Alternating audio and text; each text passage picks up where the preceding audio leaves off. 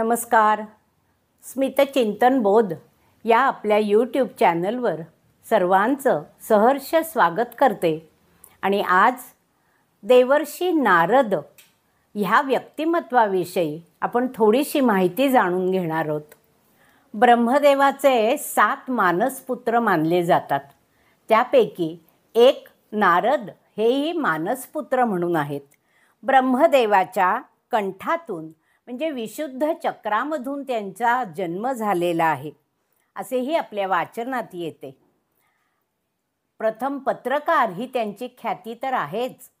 आध्यात्मिक ज्ञानी असलेले नारद मुनी उपनिषदांचेही ज्ञानी होते. उच्चारण, व्याकरण, छंद, पद, धार्मिक संस्कार आणि सखोल विज्ञानामध्ये त्यांना गती होती. स्वतःच्या तपश्चर्येमुळे आणि देवतांचे ऋषी असल्यामुळे त्यांना देवर्षी ही पदवी प्राप्त झालेली होती.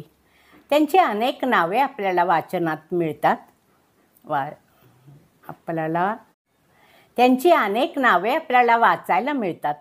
त्यापैकी ब्रह्मनंदन, वीणाधर ही पण प्रसिद्ध आहेत. विष्णूचे परमभक्त नारद मुनी मानले जातात. तिन्ही लोकात त्यांचा संचार असे. नारायण नारायण हा अखंड घोष ते करीत असत. पृथ्वी, आकाश आणि पाताळ सर्वत्र संचार करणारे हे एकमेव ऋषी. वैशाख कृष्ण द्वितीया ही नारदांची जयंती म्हणून साजरी करतात.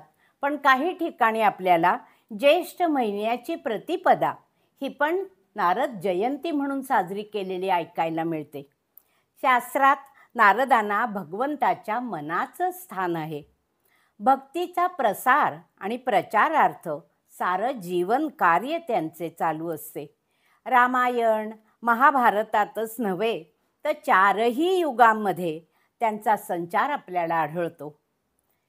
10,000 पुत्र राजा दक्ष यांचे होते आणि त्या सर्वांना मोह, माया यापासून दूर राहण्याचा आणि मोक्षाचा मार्ग नारद ऋषींनी दाखवला.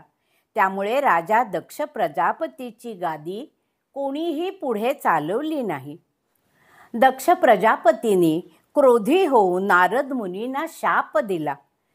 ते कायम अविवाहित आणि एका जागी कधीही स्थिर राहू शकणार नाहीत.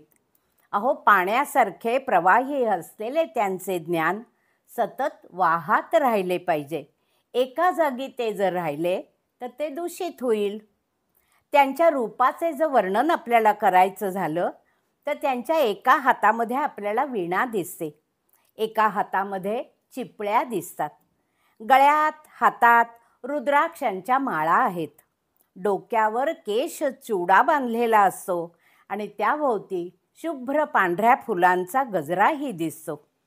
कपाळावरती त्रिपुंड असते, गळ्यात जानवे असते, पायात खडावा असतात आणि गळ्यामध्येही मोठी पुष्पमाळ धारण केलेली असते.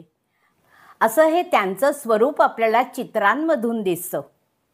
वाल्मिकींना रामायणाची रचना करण्यास प्रेरणा देणारे नारदच होते. नारदांनी त्यांना रामनामाची गोडी कशी लावली आणि लुटारूचे वाल्मिकी ऋषित्व कसं सिद्ध झालं याची कथा तर सर्वश्रुत आहेच. ध्रुव, प्रल्हाद, राजा अंबरीश यांना भक्तिभाव शिकवणारे गुरु म्हणून नारदच होते.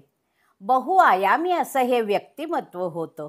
गुरु, भक्त आणि पत्रकार ही 3 रूपं आपल्याला त्यांची पाहायला मिळतात.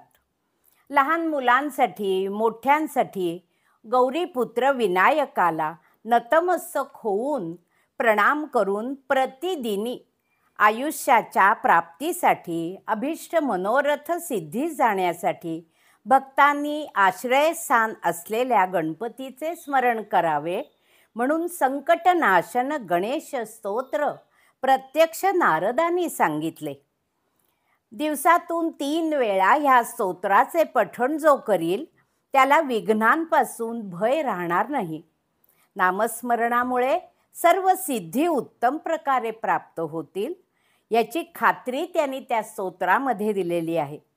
4 श्लोकांमध्ये 12 गणपतीची वैशिष्ट्यपूर्ण नावे आहेत आणि पुढील 4 श्लोक हे फलश्रुतीचे आहेत. असं केवळ 8 श्लोक असलेले अतिशय प्रभावी असं स्तोत्र नारद विरचित आहे.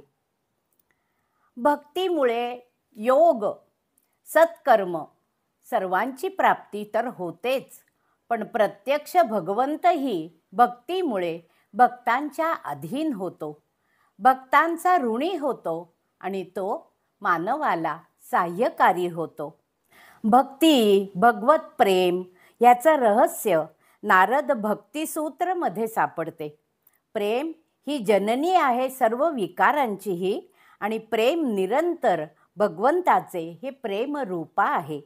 नारदाची ही सूत्रे अगदी छोटी छोटी आहेत. एका वाक्याची असलेली ही नारदीय भक्तिसूत्रे पण व्याख्या मात्र मोठ्या प्रमाणात होते. गीता प्रेस गोरखपूर येथून हे छापीन तयार झालेलं पुस्तक आपल्या हातामध्ये येऊ शकतं. नारदीय कीर्तन परंपरात प्रसिद्धच आहे.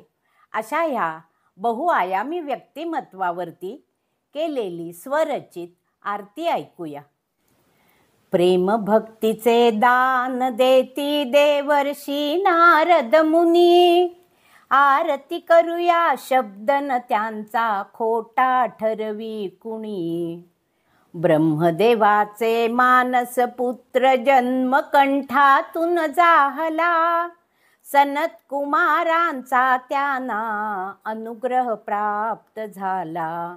हरिरूप झाले अखंड नाम ब्रह्मवीणा घेऊनी, आरती करूया शब्दन त्यांचा खोटा ठरवी कुणी.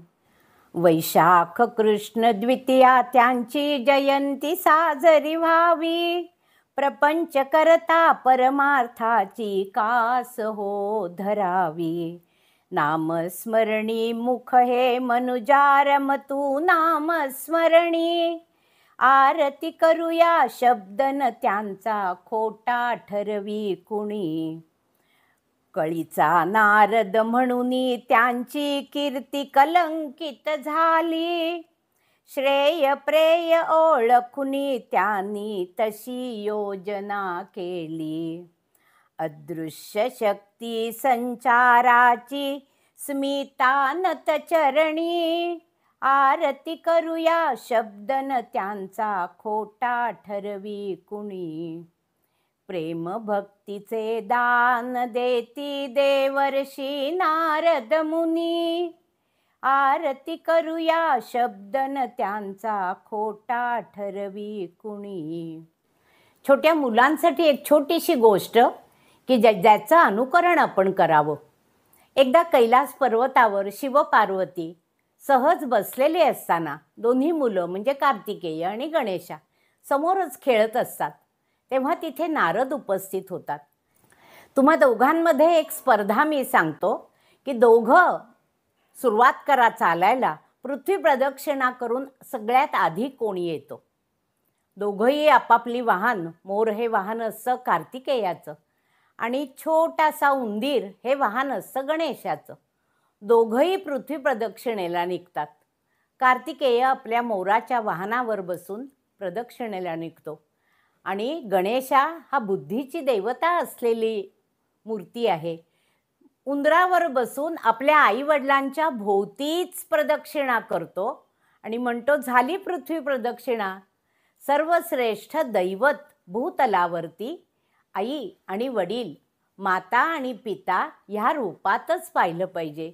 हे कळण्यासाठी ही छोटीशी कथा मुलांपर्यंत गेली तर त्यांची भक्ती दृढ होईल आणि आईवडिलांप्रती कृतज्ञता व्यक्त व्हावी, यासाठी ही गोष्ट.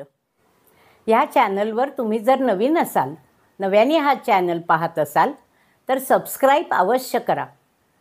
व्हिडिओ जर तुम्हाला आवडला तर परिचितांना पाठवायला हरकत नाही. धन्यवाद.